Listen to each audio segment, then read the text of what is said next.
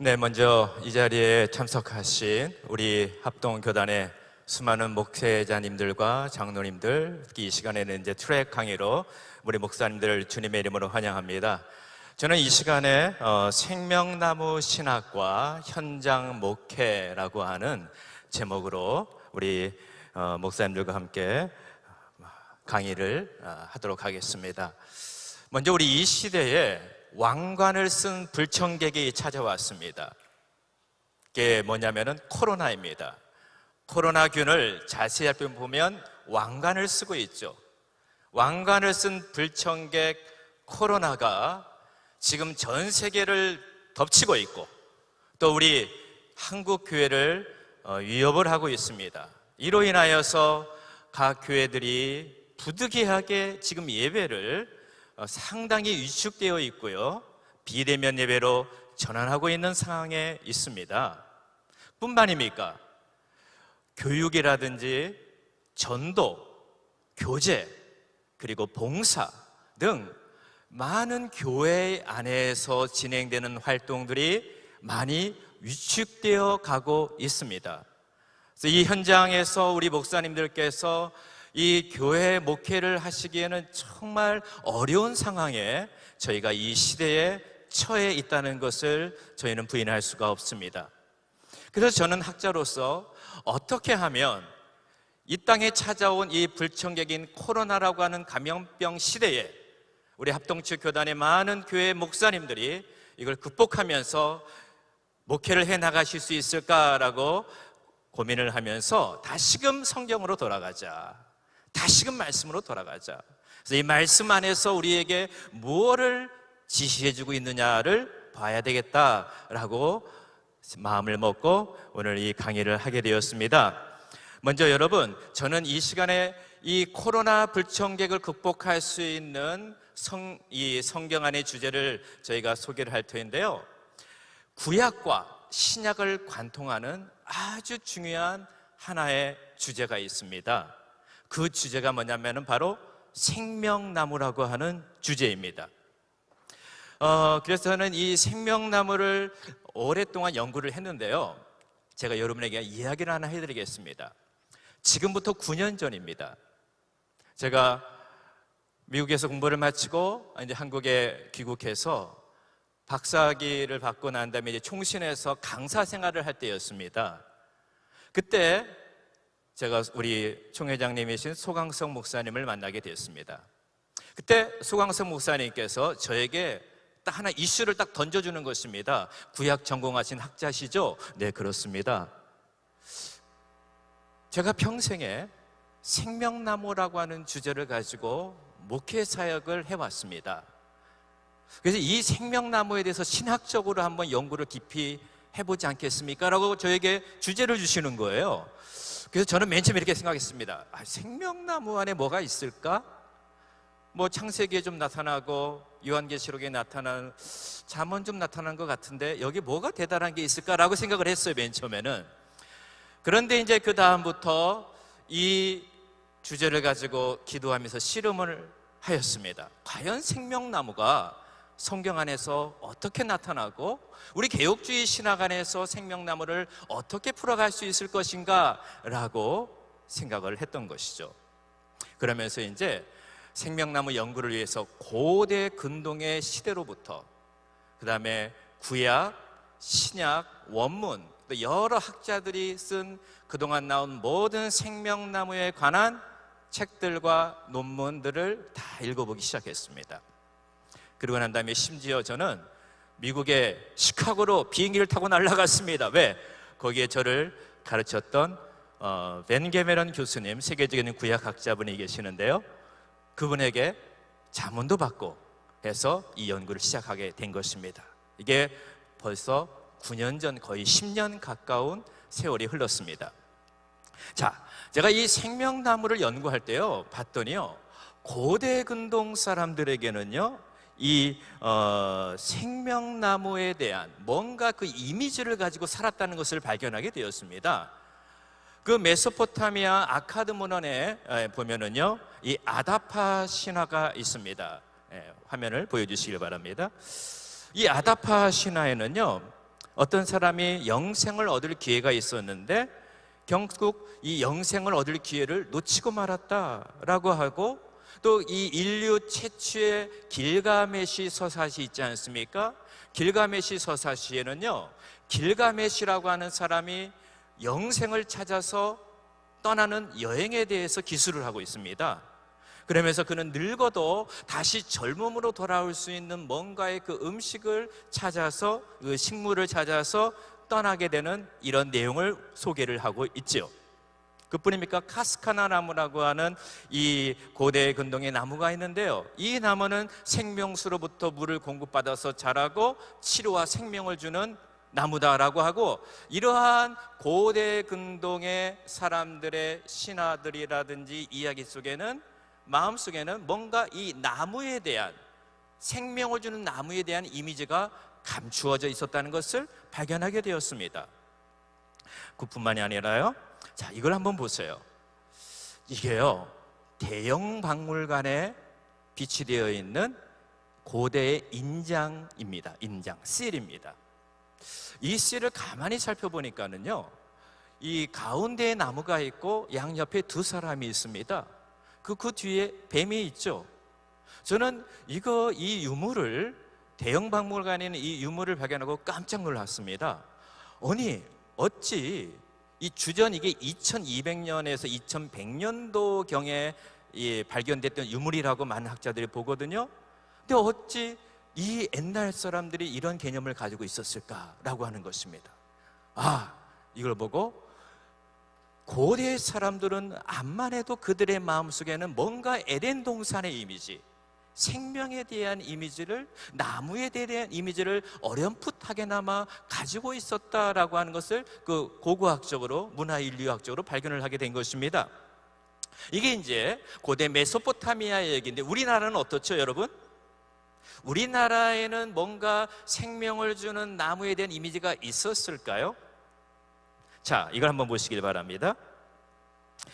아담과 이브의 인장이고요, 2200년에서 2100년도의 것입니다. 우리나라에는요, 적송이라고 하는 소나무가 있습니다. 레드 파인이라고 하죠. 국민대학교 산림자원학과의 천영우 교수가 The Red Pine, The Korean Tree of Life라고 하는 책을 저술했는데, 이 책 안에서 이 소나무가 한국인들의 마음에는 뭔가 생명과 장수와 그러한 신비한 나무라고 하는 것을 기술을 했습니다. 그래서 조선시대에 경복궁을 지을 때 주로 사용된 나무가 바로 이 적송이라는 것입니다. 그래서 적송을 통해, 왜? 이 소나무는 오랫동안 추위와 더위를 거치면서 아주 견고하게 됐고, 이 소나무로 집을 지으면 그 안에 들어가서 이 향기가 나고 세균이 죽고, 또 때로는 솔잎으로 음식까지 해먹는 일을 했었다는 것입니다. 이게 우리나라 한국인들의 정서라는 것이죠. 네, 이렇게 문화인류학적으로 볼 때의 나무의 이미지는 참 중요했습니다. 그러면은 이 모든 것의 근원에 있는 성경은 우리에게 무엇을 말해줄까요? 이 나무에 대해서요. 그런데 이 성경을 왜곡하고 있는 집단이 오늘날 하나가 있는데, 바로 심천지입니다. 제가 이 신학교에서 가르치면서요, 많은 제자들을 가르치는데, 이 제자들 가운데에서요, 신천지에서 다시 돌아온 제자들이 많이 있었어요. 근데 이 제자들 가운데서 신천지에서 엄청난 제자들이 많이 있는데요, 그 한 제자가 저에게, 신천지 이만희 밑에서 오랫동안 교리를 정립했던 제자인데, 돌아와가지고 제가 이제 수업할 때 저에게 신천지 있었던 모든 자료를 다 주더라고요. 그래서 제가 그 가운데에서 하나인 이 신천지의 천지창조라고 하는 책이 하나가 있습니다. 비매품이고 내부 안에서 보는 책인데, 거기에 저자가 이만희인데 제가 뺐는데요, 그 앞에 뭐라고 썼냐면, 책의 앞에요, 보혜사 이만희라고 써버렸어요. 그러면서 그 책에 보면은 이런 말을 합니다. 자신들만이 생명나무의 실체를 알고 있고, 생명나무 가로 열고 목자 이만희, 생명나무 과실 신천지 12지파라고 말하는 것이에요. 그러면서 이들이 포교를 할 때에 우리 교회 성도들에게 접근할 때 이렇게 접근합니다. 당신 혹시 교회에서 생명나무에 대해서 가르쳐 가르침을 받아본 적이 있습니까? 라고 질문을 한다는 것이에요. 근데 대부분의 일반적으로 교회에서는 생명나무에 대해서 많이 가르치고 있지는 않잖아요. 그런데 이거를 물어보는 거예요. 그리고 심지어는요, 이 모든 신학원을 수료한 사람들에게 시험 문제를 내는데, 제가 시험 문제를 봤거든요. 입수해가지고 거기에 5번 문제가 6번 문제에 생명나무의 의미를 기술하시오, 이거를 딱 이 문제를 내는 거예요. 그래서 저는 안 되겠다. 우리 개혁주의 신학에 근거하여서, 성경에 근거하여서 생명나무에 대한 것을 바로 정립하고 신학적으로 정리할 필요가 있다라고 하는 사명감을 다시 한번 받았습니다. 그래가지고 제가 이제 생명나무를 연구하기 시작을 했는데요, 성경 전체에는 생명나무의 숲이 이루어지고 있습니다. 자, 먼저 큰 그림을 먼저 한번 보여드리도록 하겠습니다. 성경에는요, 창세기에 생명나무가 나타납니다. 그리고 잠언에 나타납니다. 그리고 성경의 맨 마지막인 요한계시록에 생명나무가 나타납니다. 그리고 그 앞에 신명기와 에스겔은 명시적으로 생명나무라고 하는 단어는 없지만 암시적으로 에덴의 이미지를 우리에게 소개하면서 생명나무와 선악과를 지시하고 있습니다. 그래서 성경 전체적으로 창세기, 신명기, 잠언, 에스겔, 요한계시록, 이걸 보세요. 창세기서부터 성경 중간에 있는 잠언, 맨 마지막에는 요한계시록을 전체로 딱 연결시키는 중요한 주제가 바로 생명나무라고 하는 주제라는 것을 발견하게 된 것입니다. 자, 그러면 이 시간에 이제 저는 우리 목사님들과 함께 각 창세기 본문, 잠언, 요한계시록의 생명나무가 어떻게 제시되고 있고, 이거를 우리 목회 현장에서 이 생명나무의 신학과 신앙을 적용할 것인가를 우리 목사님들에게 제시를 한번 하겠습니다. 자, 먼저 창세기에 나타난 생명나무를 보도록 하겠습니다. 자, 우리 창세기 2장 9절에 처음으로 생명나무가 나타납니다. 우리 다 같이 한번 우리 2장 9절 말씀 한번 읽어보도록 하겠습니다. 여호와 하나님이 그 땅에서 보기에 아름답고 먹기에 좋은 나무가 나게 하시니 동산 가운데에는 생명나무와 선악을 알게 하는 나무도 있더라. 아멘. 이게 성경에서 맨 처음 나타나는 생명나무의 모습입니다. 이 생명나무는 어떻게 서 있습니까? 어디에 서 있습니까? 에덴 동산에 서 있습니다. 에덴 동산의 가운데에 서 있습니다. 그런데 그 옆에는 선악을 알게 하는 나무도 있습니다. 이게 다예요. 그리고 성경은 생명나무가 이런 나무다라고 하는 그 어떤 설명을 제시해주고 있지 않아요. 그래서 우리가 약간 힘듭니다. 그래서 제가 이 생명나무의 의미를, 이게 의미가 뭘까라고 계속 본문을 연구하면서 히브리어 원문으로 들어갔습니다. 자, 먼저 이 생명나무가 어디에 있는 걸 아셔야 되는데, 에덴에 있습니다. 에덴이요, 히브리어 원문으로 그 뜻이 뭐냐면은 기쁨, 즐거움, 풍요라고 하는 뜻이 있습니다. 그러니까 하나님이 창조한 에덴 동산은 모든 하나님의 모든 축복들이 가득한 장소였어요. 기쁨이 있고, 하나님을 예배하는 곳이었고, 하나님과 거리낌 없는 교제가 있는 곳이었고, 우리 하나님을 찬양하는 최고의 지상낙원이었습니다. 그리고 에덴 동산은 그래서 많은 학자들이, 이제 조지신학자들도 그렇고요, 성경신학자들도 그렇고, 에덴은 하나님의 임재의 장소다.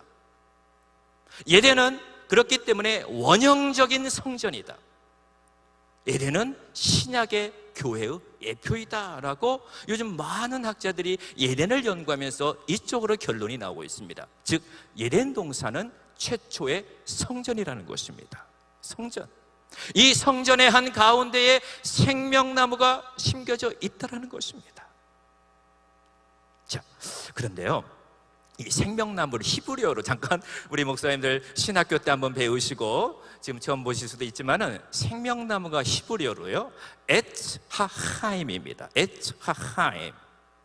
생명, 여기에서 생명이라는 단어가 하임입니다. 하임. 이게 생명입니다. 그래서 이 생명나무의 히브리어를 보니까 에츠하하임인데, 그 주변에 있는 구절을 읽어보니까는 이 나무를 해석할 수 있는 중요한 단서를 하나 발견을 했습니다. 그게 어디냐면요, 창세기 2장 7절입니다.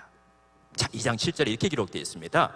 여호와 하나님이 땅의 흙으로 사람을 지으시고 생기를 그 코에 넣으시니 사람이 생명이 되니라. 여기에서요, 생기가 히브리어로 니시마트 하임입니다. 생명은 네페시 하야입니다. 그래서 하야, 하임, 하야가 복수형이 하임입니다. 하나님께서 최초의 인간을 지으셨을 때에 인간에게 뭘 주입해 주셨냐? 하나님의 생명을 불어넣어 주셨다는 것입니다. 니시마트 하임, 생기를 불어넣으셨다는 거예요. 그러니까 사람이 하야, 살아있는 영이 됐다라고 소개를 하는 것입니다. 아, 여기에서 단서를 찾았습니다. 하나님께서 생명나무라고 이름을 지으신 이유가 있다. 그 이유가 뭐냐? 인간이 생명나무를 바라보면서 나의 생명의 근원은 하나님이시다. 하나님이 나에게 생명을 주셨다. 나뿐만 아니라 온 지구상의 모든 존재하는 생물들의 존재의 근원이 하나님이시다 라고 하는 것을 알리는 나무가 생명나무라는 것입니다. 그래서 저는 이 히브리어 원문 안에서 연관성을 보면서 에츠 하하임과 니시마트 하임과 네페시 하야 사이의 관계성 속에서 하나님이 해석할 수 있는, 생명나무를 해석할 수 있는 힌트를 주신 것입니다.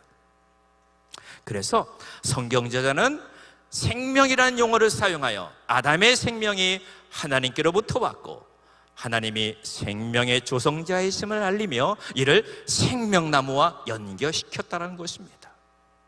그런데 제가 이 생명나무를 연구하면서 저 혼자만 잘 발견했다라고 하면 안 되잖아요. 그래서 우리 기독교 신학의 거상들의 책을 한번 봤습니다. 먼저 이 본문을 연구한 칼빈의 글을 한번 봤습니다.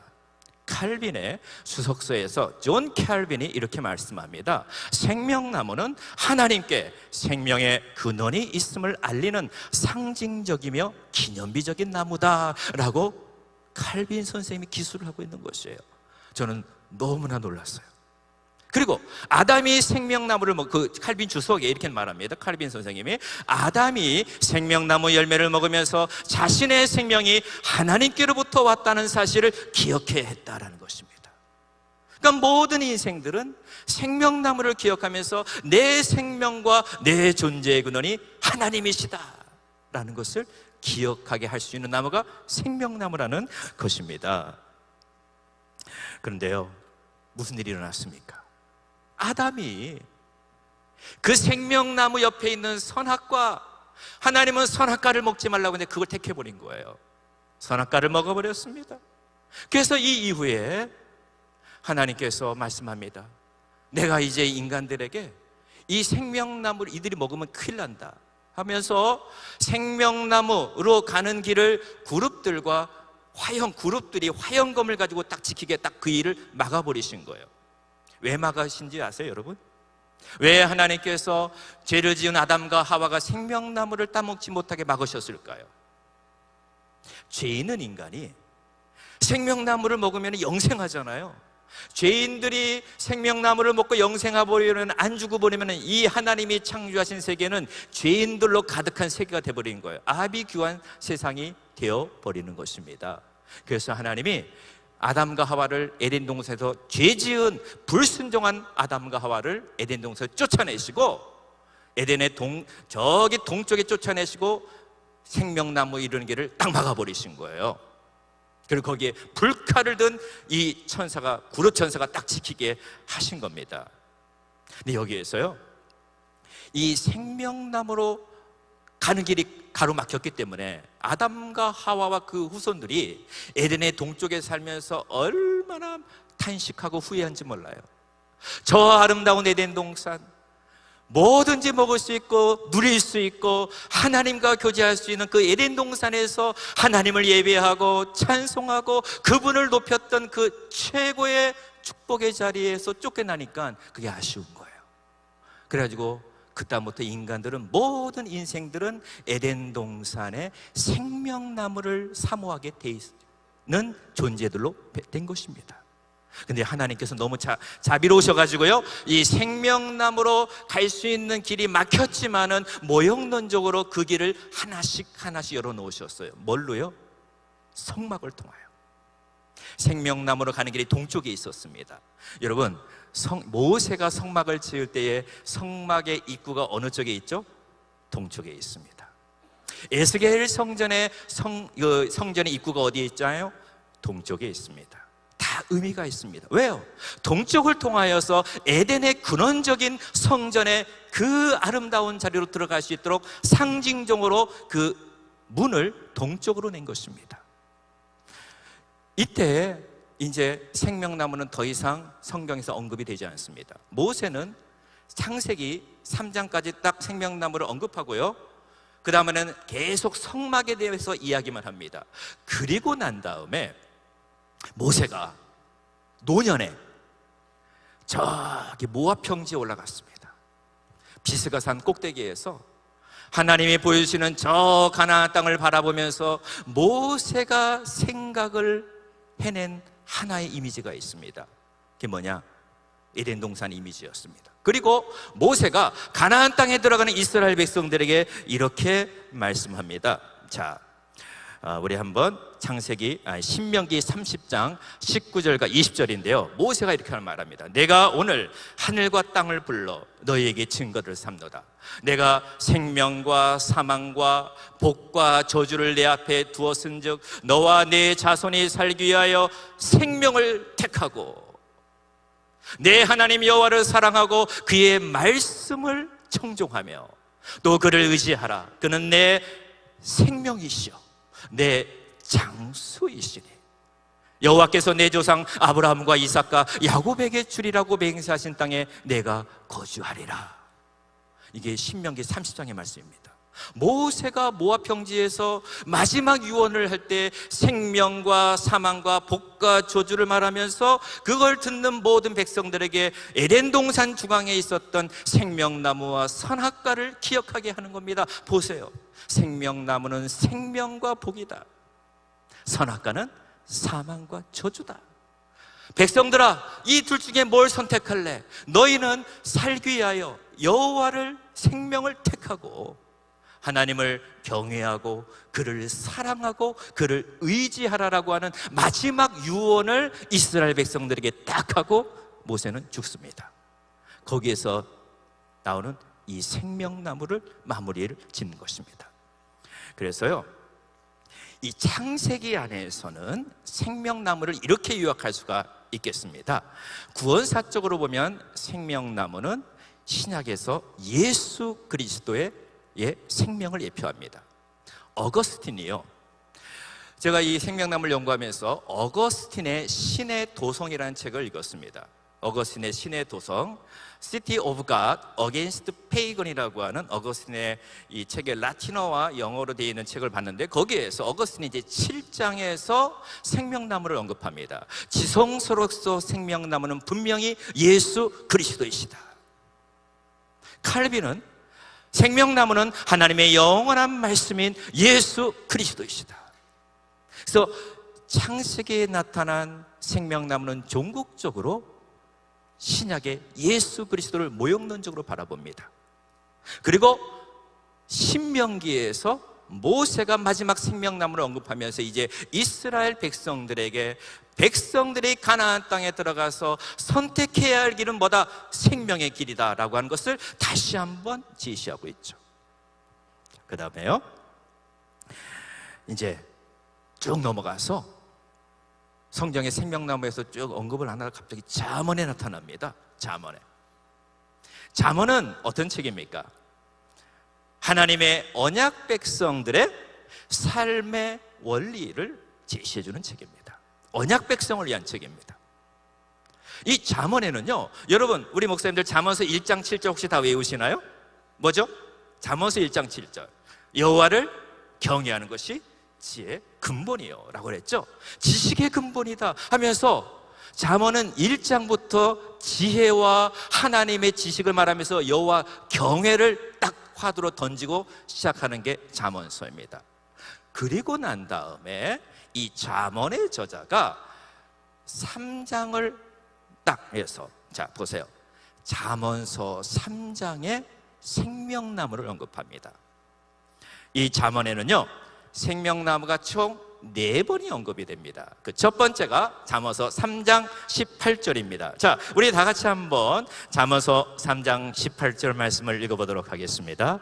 지혜는 그 얻는 자에게 생명나무라. 지혜를 가진 자는 복되도다. 아멘. 놀라워요. 이 잠언의 저자가 언약 백성들의 삶 속에서 늘 기억할 것이 있다. 뭐다? 지혜다. 그 지혜가 뭐냐? 여호와를 경외하는 거다.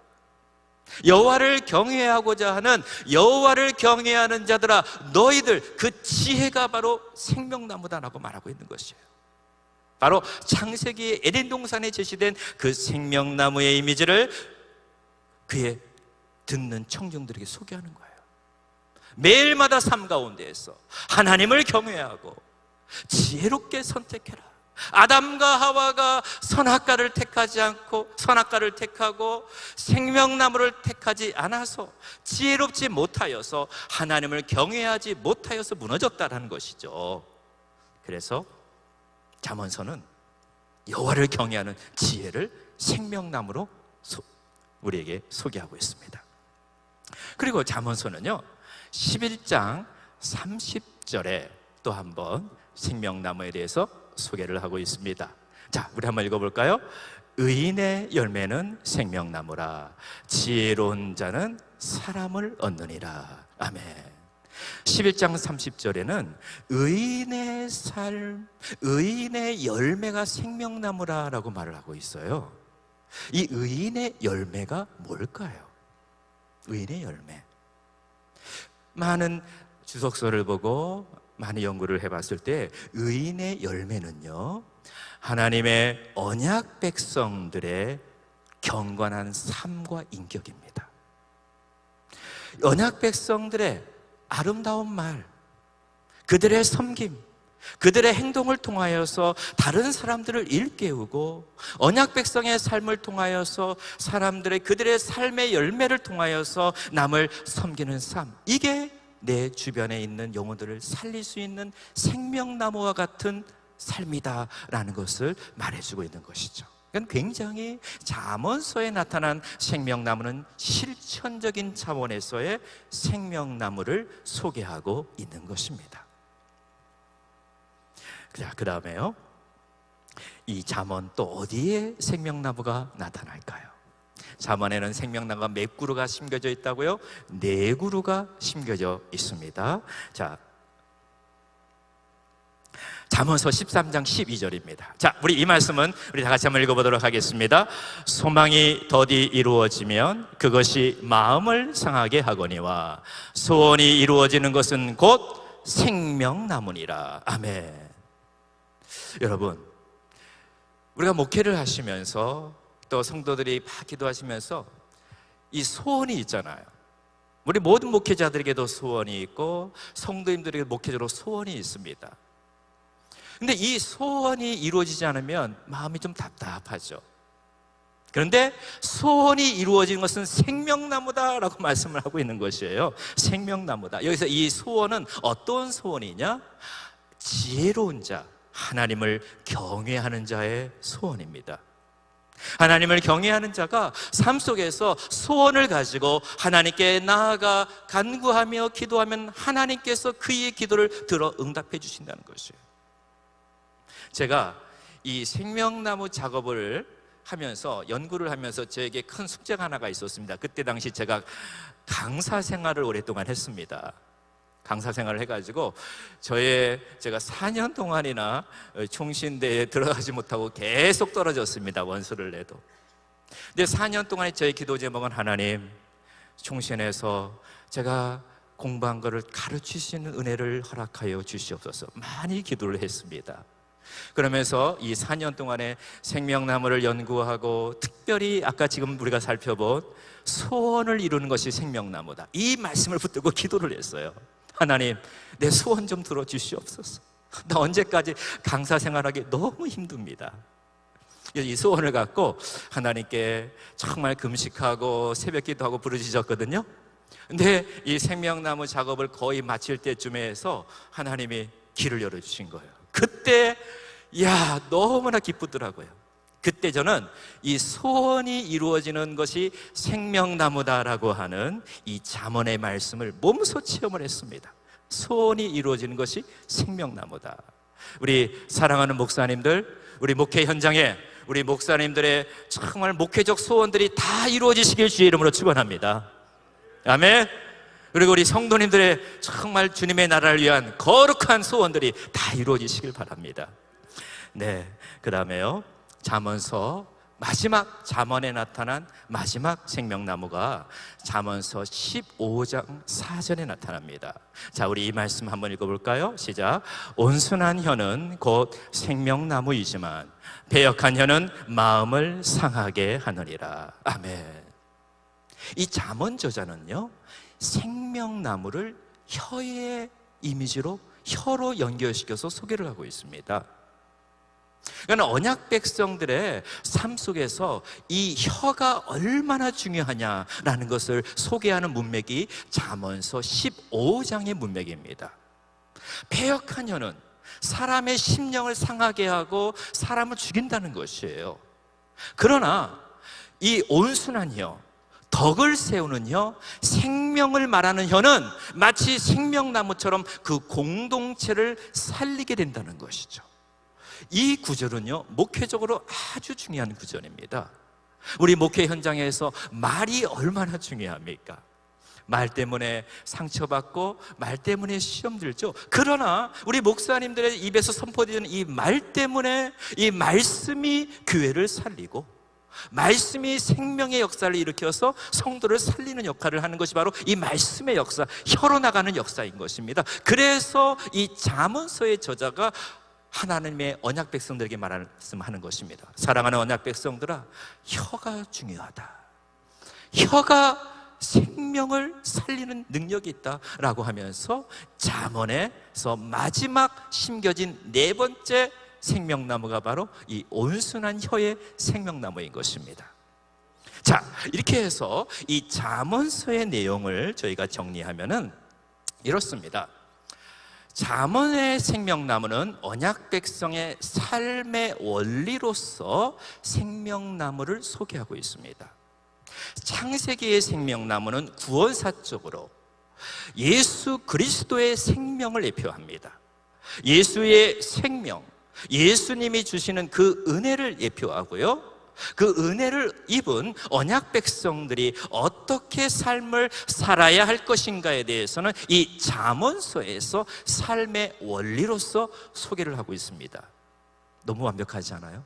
너무 멋있죠? 이 생명나무 하나에 이 이미지 안에 이 엄청난 성도의 구원과 구원의 도정 속에서 성도의 삶까지도 다루고 있다는 것입니다. 이게 생명나무 이미지가 가지고 있는 놀라운 능력입니다. 이제 마지막으로 생명나무는 어디에서 우리에게 소개되냐면요, 요한계시록에서 소개가 됩니다. 자, 성경은 생명나무로 시작해서 창세기에 마지막 요한계시록에서는 생명나무로 마칩니다. 이걸 우리 목사님께 한번 보여드리도록 하겠습니다. 요한계시록은 사도 요한이 pat모섬에서 유배되었을 때에 거기서 계시를 받고 말씀을 기록했습니다. 요한이 당시 이 요한계시록을 기록했을 때는 엄청난 교회의 실현과 풍파가 있었습니다. 로마 제국의 엄청난 박해가 로마 온 제국에 퍼졌을 때, 그때 수많은 기독교인들이 로마 제국의 그 핍박과 그 압제 속에서 많이 죽어가고 고통을 당하였던 시대였습니다. 이때 하나님께서 이 사도 요한을 pat모섬에 이끄시고 거기에서 말씀을 쓰게 하셨는데, 하나님이 사도 요한에게 어떠한 영감을 주셨냐? 생명나무의 영감을 주신 것입니다. 요한계시록 2장 7절에 이렇게 말씀합니다. 우리 다 같이 한번 읽어보겠습니다. 귀 있는 자는 성령이 교회들에게 하시는 말씀을 들을지어다. 이기는 그에게는 내가 하나님의 낙원에 있는 생명나무의 열매를 주어 먹게 하리라. 아멘. 누구에게요? 이기는 그에게. 이 이기는 자는요, 당시 그 로마 시대에 이 운동 경기나 전쟁에서 주로 이기는 자라고 하는 이 토니콘티라고 하는 단어가 사용되었습니다. 근데 당시에 초대교회, 이 당시의 교회가 처한 상황이 어땠습니까? 엄청난 핍박 속에 있었습니다. 뿐만이 아니라 거기 이단의 유업이 있었습니다. 그래서 사도 요한이 당시에 이 소아시아 7교회에 편지를 하면서 너희들은 어떠한 일이 있더라도 승리해야 된다. 이 지상의 교회는 전투하는 교회다. 아무리 이단이 창궐하고 아무리 핍박이 많더라도 저 에덴 동산에 심겨져 있던 생명나무를 붙들어라. 이기는 자는 이 생명나무의 은혜를 주겠다. 다로 말로 무엇입니까? 영생, 예수 그리스도 안에 있는 종말론적인 생명을 약속해 주겠다라고 하는 것입니다. 그래서 여기서 생명나무는 하나님이 마지막 날에 자신의 백성들에게 허락하실 승리한 주의 교회의 성도들에게 주실 아름다운 상급으로서 영생을 표현할 때 생명나무를 소개를 하고 있는 것입니다. 그 다음에 이 요한계시록에는요, 갑자기 22장에 가서 생명나무 3그루가 다 심겨져 있어요. 그러니까 성경에 나타나는 생명나무는 요한계시록 22장에 거의 압축되어서 3번이나 소개가 있다는 것이 아주 놀라운 것이에요. 이게 굉장히 의도적입니다. 성경 저자가요, 성경을 시작할 때와 물론 성령님께서 역사하셔가지고 성경을 마무리하는 22장의 생명나무를 집중적으로 보여주시는 거예요. 22장 1절과 2절 말씀입니다. 자, 우리 다 같이 한번 읽어보겠습니다. 시작. 그가 수정같이 맑은 생명수의 강을 내게 보이니 하나님과 및 어린 양의 보좌로부터 나와서 길 가운데로 흐르더라. 강 좌우에 생명나무가 있어 12가지 열매를 맺되 달마다 그 열매를 맺고 그 나무 잎사귀들은 만국을 치료하기 위하여 있더라. 자, 여러분, 이 말씀을 보시면 어떤 이미지가 생각나십니까? 뭐가 생각나시죠? 네, 창세기 2장에 나타난 에덴 동산이 생각이 나실 겁니다. 에덴 동산의 한가운데에서 생명수 강이 발원하는 그 이미지입니다. 그런데 그게 이 생명수 강이 발원하는 곳은 요한계시록에서 뭐라고 표현하냐면은 어린 양의 보좌로부터 물이 흘러나온다라고 표현을 하고 있습니다. 즉, 그 에덴 동산의 이미지가 영광스러운 종말론적인 교회의 모습을 예표하고 있다는 것이 요한계시록 22장에서 다시금 우리에게 보여주고 있는 것이죠. 그리고 강 좌우에 생명나무가 있다. 이 생명나무, 여러분, 이 에덴의 이 중간에 흘러나오는 생수의 강은요, 성부와 성자와 성령 삼위일체 하나님께로부터 흘러나오는 영생을 우리에게 소개를 해주고 있는 것입니다. 삼위일체 하나님이 하나님의 백성들에게 영원한 생명을 공급하신다는 것이에요. 종말론적인 생명을. 그리고 강좌우에 생명나무가 있어 치료해 주신다. 만국을 치료하는 생명나무 잎사귀가 있다는 것이에요. 이 땅에서 목회하니라, 선교하니라, 복음을 증거하니라. 그 정말 믿음의 힘겨운 싸움을 싸우신 주의 종들을 치료해주고 위로해주고 돌봐주고 그들에게 영생의 선물로 주는 생명나무가 이 새 에덴의 놀라운 비전 속에서 심겨져 있는 것입니다. 그리고요, 더 놀라운 것은 요한계시록 22장 14절에 오늘 저에게 주신 말씀일 수도 있습니다. 요한계시록 22장 14절에 가면 이렇게 말씀합니다. 자기 두루마리를 빠는 자들은 복이 있으니 이는 그들이 생명나무에 나아가며 문들을 통하여 성에 들어갈 권세를 받으려 함이로다. 아멘. 누가 생명나무의 은혜에 참석한다고요? 누가 하나님의 종말론적인 영원한 생명의 그 생명을 누리면서 영원토록 우리 주 예수 그리스도와 함께 살 수 있다고요? 자기 두루마리를 빠는 자입니다. 저는 이 말씀을 준비하면서요, 우리 합동측 교단에 소망이 있다. 왜요? 우리 목사 장로 기도를 통해서 이번에 우리 교단의 지도자들 분들께서 울면서 회개하는 이 장소, 이 두루마기를 빠는 장소입니다. 하나님께서 우리 모든 우리 목사님들, 우리 장로님들, 특별히 이번에 목사 장로 기도에 참석하셔서 울면서 회개하고 두루마리를 빨고 교회의 두루마리를 빨고 내 자신의 두루마리를 빠는 우리 모든 우리 주의 종들, 종말론적인 생명나무를 우리가 선물로 얻고 영원토록 영생을 누리는 주인공이 될 줄을 믿습니다. 아멘. 네, 이 은혜가 우리 합동측 교단에 오늘 임하게 된 것입니다. 두루마리를 빠는 은혜가 우리 안에 있기 때문에 그렇습니다. 마지막으로요, 만일 요한계시록 22장 19절이 결론적인 메시지입니다. 성경의 결론이에요. 만일 누구든지 이 두루마리의 예언의 말씀에서 제하여 버리면 하나님이 이 두루마리에 기록된 생명나무와 및 거룩한 성의 참여함을 제하여 버리리라. 이건 경고의 메시지입니다. 여러분, 이거는 하나님의 말씀의 절대성에 관한 내용입니다. 창세기의 2장에 나타난 에덴 동산에서 하나님이 하신 말씀, 절대적인 생명입니다.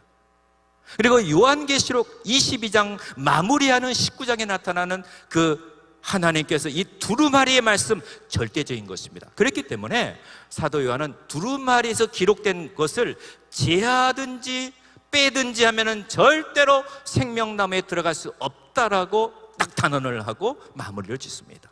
이건 이만큼 하나님의 말씀의 권위가 가장 중요하다는 것이죠. 왜요? 하나님이 왕이시기 때문에. 저는 이 말씀을 보면서 오늘날 많은 이단들이 신천지를 비롯하여 하나님의 교회, 또 동방번개 얼마나 하나님의 말씀을 왜곡합니까? 그들은 절대로 생명나무의 은혜를, 절대로 영원한 생명나무의 은혜를 누릴 수가 없습니다. 오직 우리 대한의 수교장로의 합동측 교단, 하나님 말씀의 순전성과 말씀의 영원성과 말씀의 진리의 절대성을 붙들고 우리가 정말 WCC에서부터 교단과 분리되면서 이 광야의 길을 걸으면서까지 고난의 행군을 해온 우리 교단이 왜 이렇게까지 왔습니까? 말씀의 영원성을 붙잡기 때문에 여기까지 온 것입니다. 말씀의 영원성을 붙잡는 자들은 하나님께서 생명나무의 은혜를 허락하여 주실 줄을 믿습니다. 그러면 우리 대한의 수교 장로의 합동측 우리 교단에 정말 소망이 있다고 저는 생각합니다. 그리고 우리 총신의 우리 모든 교수님들도 이 말씀의 영원성과 무호성, 절대성을 붙들고 이것을 영원토록 사수해 나갈 것입니다. 자, 요한계시록의 생명나무는 언약 백성의 종말론적 영생을 의미하는 것으로 결론을 지을 수가 있겠습니다. 자, 그러면 이제부터는요, 교회론적으로 이 생명나무를 어떻게 현장 목회에 적용할 수 있을까를 소개하도록 하겠습니다. 생명나무 신학의 목회적 적용과 사례입니다. 에덴 동산의 중앙에 있었던 생명나무는 역사적으로 실제했습니다. 근데 지금은 없어요. 어디를 가도 없습니다. 그러나 생명나무의 의미는 매 시대마다 시대를 거쳐 새롭게 적용되고 오늘날 교회와 성도들에게 중요한 의미로 전해집니다. 그래서 이 생명나무의 신학을 목회적으로 적용한다면 이렇습니다. 첫째, 교회는 그 무엇보다도 에덴 동산의 중간에 딱 한가운데 있었던 생명, 예수 그리스도의 생명이 교회를 이끌어가야 된다는 것입니다. 에덴 동산이 하나님의 성전의 원형적인 장소였듯이 하나님의 몸된 교회의 한 중앙에는 생명이 역사해야 된다는 것입니다. 누구의 생명? 예수 그리스도의 생명, 하나님의 생명, 성령님의 생명의 역사가 왕성하게 역사하고 이 생명의 교회를 이끌어갈 때에 우리는 어떤 생명을 위협하는 코로나를 이길 수가 있을 줄을 믿습니다. 두 번째는요, 예배의 위축은 역설적으로 생명력이 넘치는 예배로 극복할 수 있다. 제가 조금 이따 다 보여드리도록 하겠습니다. 예배가 이 코로나의 가장 이 독소가 뭐냐? 예배를 위협한다는 것이죠. 예배가 약해지고 있습니다. 그러나 오히려 역설적으로 교회는 예수 그리스도의 생명력을 붙들고 예배에 올인을 해야 돼요. 생명력 있는 예배. 그 다음에 세 번째로 성도들의 삶 속에서 생명나무를 선택하는 삶을 살아가도록 교육을 해야 됩니다. 그러면 생명나무를 선택하는 삶이 뭐냐? 자, 생명나무는요, 하나님을 왕으로 모시는 것입니다. 어떠한 상황 속에서도 우리 모든 주의 종들뿐만 아니라 성도들은 하나님이 교회의 왕이시고 하나님이 내 삶의 왕이시다. 이게 바로 생명나무의 의미인 것입니다. 하나님의 의존적인 삶, 하나님의 의, 은혜, 섬김, 헌신, 찬양, 사명, 그 다음에 성령의 소욕을 말하죠. 반대로 선악과는 그렇지 않습니다. 참고만 하시기 바랍니다. 어떻게 생명나무를 선택할 수 있습니까? 예수 그리스도 안에서 나의 소욕을 십자가에 못 박는 삶을 살아야 되겠죠. 자, 그러면요, 이거를 제가 저희 교회에서 이제 사례를 제가 한번 좀 보여드리도록 하겠습니다. 2012년에 생명나무 신학 심포지엄을 서철원 교수님, 그 다음에 벤게베넌 교수님, 김길성 교수님을 모셔서 한번 신학 심포지엄을 저희가 한 적이 있습니다. 그리고 이거는요, 저희가 코로나 때 작년입니다. 작년에 잠깐 코로나 시기에 제재가 제대로 완화가 됐을 때에 저희 교회에서 여름 수련을 했는데 엄청나게 성도님들이 몰려온 것입니다. 너무 깜짝 놀랐습니다. 그래서 성도들이 여름 수련회 때 이 3박 4일 동안 매 시간마다 저렇게 모여서 마스크를 끼고 하나님의 은혜를 갈망하고 사모했습니다. 생명의 역사의 현장이었습니다. 그런데 20%로 이 예배 제한이 20명으로 예배 제한이 떨어진 것입니다. 그때 너무나 힘들었습니다. 근데 우리 송항석 우리 총회장 목사님도 너무나 힘드셨습니다. 그럼에도 불구하고 각 성도들에게 다 이 줌으로 다 예배를 참석하게 했습니다. 그래서 예배의 일부, 여기서 특이한 점은요, 위기의 시대일수록 우리 목회자가 더 깨어 있어야 된다 하면서 우리 송항석 총회장님께서는 주일날 오후 예배를 본인이 다 인도를 하셨습니다. 저녁 예배까지 주일날 6번을 모든 예배를 다 인도하셨습니다. 그리고 금요철야는 물론이고 수요, 오전, 오후 예배까지 다 인도하셨습니다. 왜? 목회자가 위기 때에 예배의 생명을 걸어야 된다는 본을 보여주신 것이죠. 그리고 이거는요, 저희가 송구영신 예배 때 교회 못 나오잖아요. 20명 제한 때문에.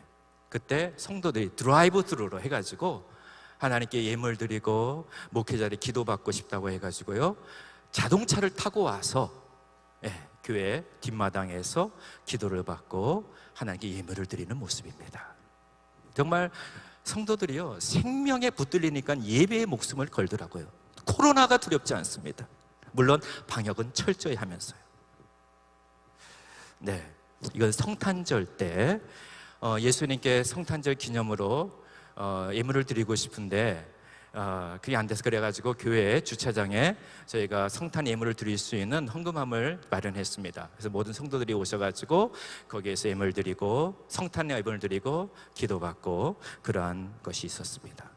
이거는요, 손구 영신 예배 때 저희가 집회를 하는데 교회 못 나오잖아요, 20명밖에. 그래서 줌으로 해가지고 담임 목사님께서 성도들이 이름을 불러가면서 수천 명, 10,000명 이상의 이름을 불러가면서 이 3박 4일 동안 계속 기도를 해주신 겁니다. 완전히 그때 송사님 거의 실신 상태까지 정말 체력이 너무 고갈되셨는데요, 이렇게 성도님들에게 이 사역을, 생명의 사역을 현장에서 했습니다. 저는 이것을 보았고요.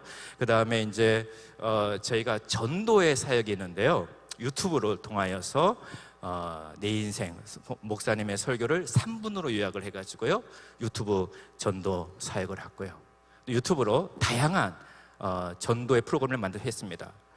네, 이렇게 또 개인 간증을 통하여서 전도를 했고요. 그래서 작년에 통계를 제가 봤더니요, 3월부터 12월까지 온라인으로 등록된 성도가 3,800명이나 되었습니다. 네, 그리고 전도된 성도들은요, 양육을 합니다. 모일 수 없기 때문에 1대1로 양육을 합니다. 공원에서, 외부에서도 양육을 합니다. 1대1로. 그리고 유튜브로도 새신자를 통한 양육을 진행을 합니다. 그리고 교회 학교도 거리를 간격을 맞추어서 계속 이렇게 예배를 끊이지 않게 예배를 올인을 하고 있습니다. 그리고 학생들을 위하여서 교사들이 일부흥회를 통하여서 코로나 기간 동안에 학생들의 믿음이 흔들리지 않도록 위해서 하고 있습니다. 이처럼 하나님의 몸된 교회가 생명나무가 역사하고 예수 그리스도의 생명이 역사하면은 코로나가 올지라도 현장 속에서 생명력 있는 목회가, 또 예수님을 높이는 예배가 일어나게 될 줄을 믿습니다. 강의 여기서 마치도록 하겠습니다. 감사합니다.